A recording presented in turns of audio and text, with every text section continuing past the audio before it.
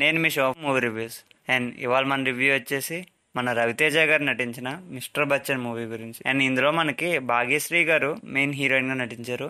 And స్టోరీలో మార్పులు, direction అవన్నీ హరిశంకర్ గారు చేశారనమాట. హరిశంకర్ గారు ఇంకోసారి మార్పులు అయితే చేయకండి ప్లీజ్. ఈ మూవీ స్టోరీ ఏంటంటే, హీరో ఒక ఇన్కమ్ ట్యాక్స్ ఆఫీసర్ ఒకసారి రైడ్కి విలన్ అయిన జగపతి బాబు గారి ఇంటికి అయితే వెళ్తారు. అండ్ ఆ తర్వాత ఏమైంది అన్నది స్టోరీ. నోట్, రవితేజ అన్నంటే చాలా అభిమానం అండి. సో హద్దులు దాటకుండా చెప్పడానికి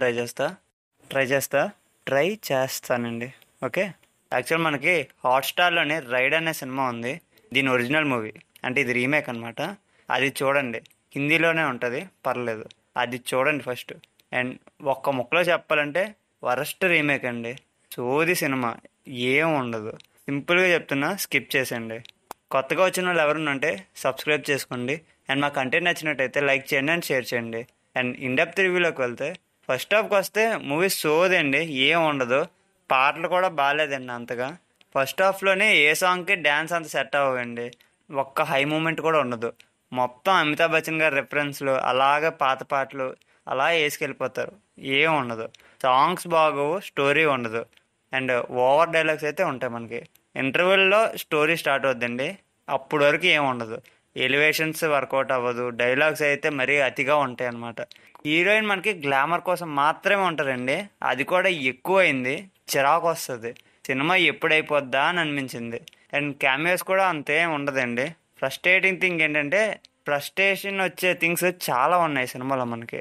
అవసరం లేని సాంగ్స్ అయితే ఉన్నాయి.